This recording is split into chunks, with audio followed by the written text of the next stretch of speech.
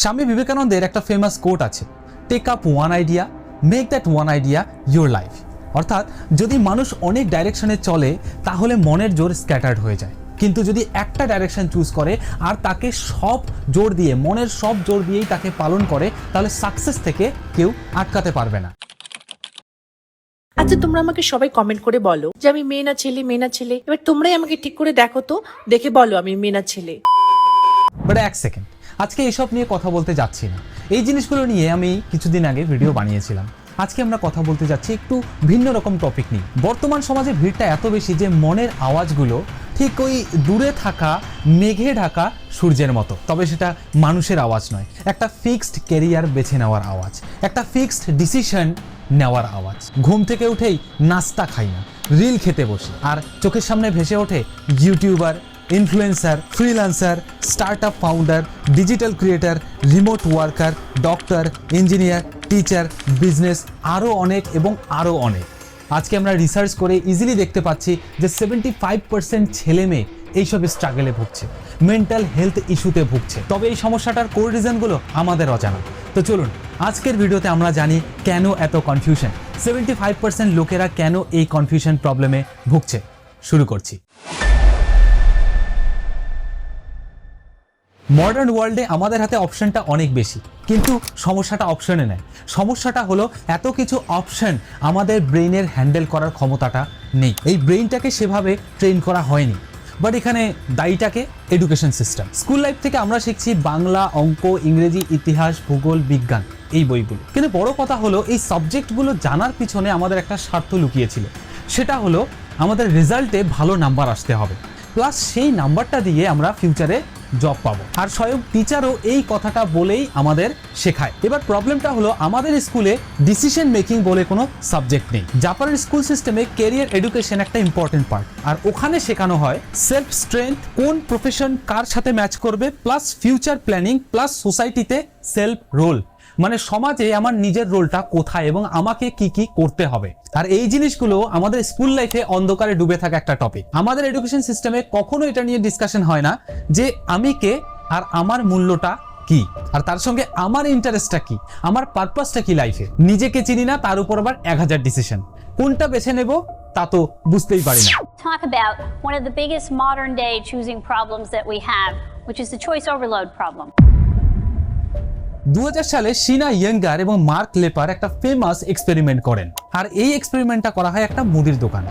আর এই মুদির দোকানে দু ধরনের সিচুয়েশন ক্রিয়েট করা হয়। নাম্বার 1 সিচুয়েশন ছিল যে কাস্টমারদের সামনে 24 ধরনের জ্যাম রাখা ছিল, আর সেকেন্ড সিচুয়েশনে 6 ধরনের জ্যাম রাখা ছিল। এই দুটো সিচুয়েশনের মধ্যে যেখানে 24 ধরনের জ্যাম রাখা ছিল, সেই জায়গায় অলমোস্ট 60% লোক থামলো দেখতে। আর যে টেবিলে 6টা জ্যাম রাখা ছিল, মানে 6 ধরনের জ্যাম রাখা ছিল, সেখানে মাত্র 40% লোক গিয়ে দাঁড়ালো। অর্থাৎ অপশন বেশি থাকলে কিউরিওসিটি বেশি হয়। কিন্তু এইবার মজার ব্যাপার হলো রেজাল্টটা। যেখানে 24 ধরনের জ্যাম রাখা ছিল, সেই জ্যামের মধ্য থেকে মাত্র 3% লোকেরা জ্যাম চুজ করেছিল। মাত্র 3% লোকেরা ওখান থেকে জ্যামটা নিয়েছে।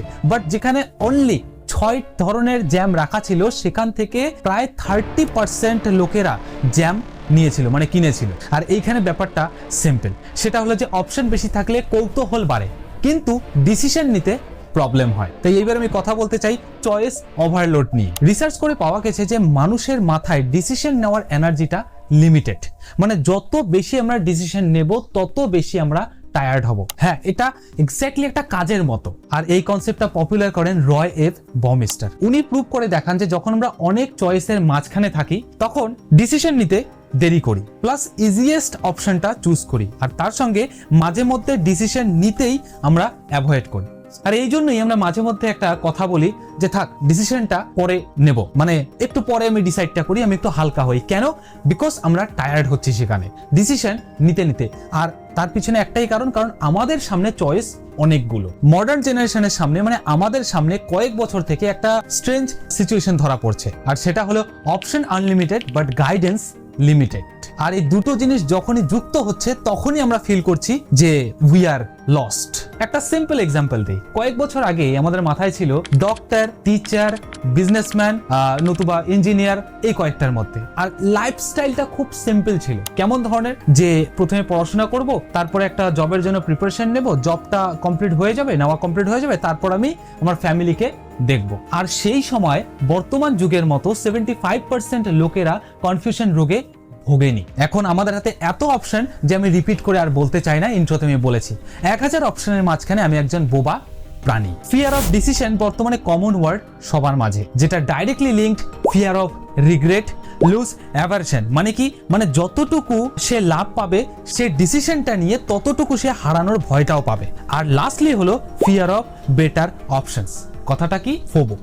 এই কয়েকটা প্রবলেমে আমরা আজকে ভুগছি। হয়তোবা আমরা এই ওয়ার্ডগুলো জানি না, বাট আমরা সবাই পরিচিত এই ঘটনাগুলোর সঙ্গে, কারণ আমার সঙ্গেই এই ঘটনাগুলো ঘটছে। মানে আমি আপনাদেরই কথা বলছি। আর এই জিনিসগুলোকে আরো বেশি বুস্ট করে কয়েকটা ভাবনা। সেটা হলো যে আমার আগে সবাই চলে যাচ্ছে, আমি এখনো পর্যন্ত লাইফে কনফিউজড, আর আমার জীবনে ক্লিয়ার রাস্তা নেই, আর যার ফলে আমি ফিল করব আই ফিল লস্ট। এবার বন্ধুরা, প্রবলেমগুলো এক মুহূর্তেই শেষ করা সম্ভব না, যেহেতু আমরা ছোটবেলা থেকেই ট্রেন্ড নই। তাই এইবার আমি কথা বলতে যাচ্ছি সায়েন্টিফিক সলিউশন নিয়ে, যা আমাদের বুদ্ধিকে 10 গুণ বাড়াতে হেল্প করবে।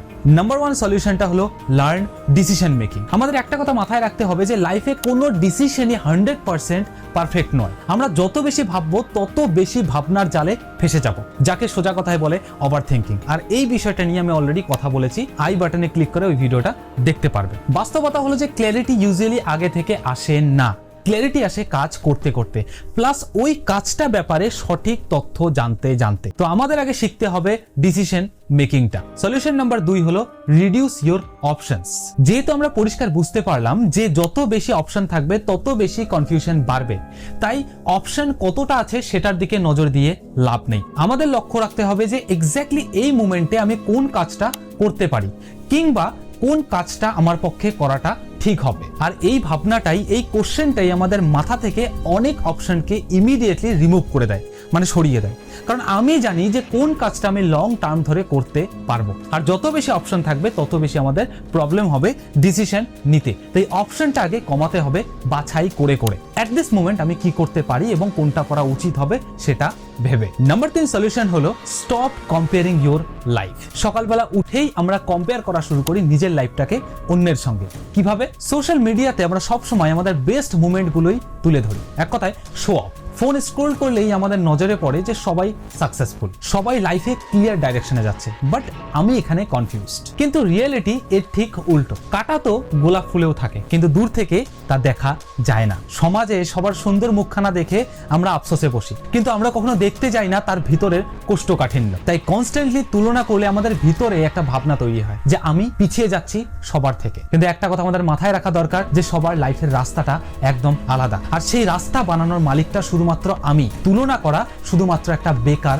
সময় নষ্ট। তাই তুলনা করাটা কখনোই একটা সলিউশন হতে পারে না ডিসিশন নেওয়ার সময়। আমাদের ফোকাসড থাকতে হবে যে কোন বিষয়টা আমার পক্ষে খুব জরুরি। প্রবলেমটা ফ্রিডমে নয় যে আমার হাতে অনেক অপশন আছে, এই ফ্রিডমের প্রবলেমটা নয়। প্রবলেম হলো যে আমাদের মাইন্ড, আমাদের ব্রেন এই ফ্রিডমটাকে অ্যাকসেপ্ট করার মতো ক্ষমতা রাখে না, যেটা আমাদের বুঝতে হবে।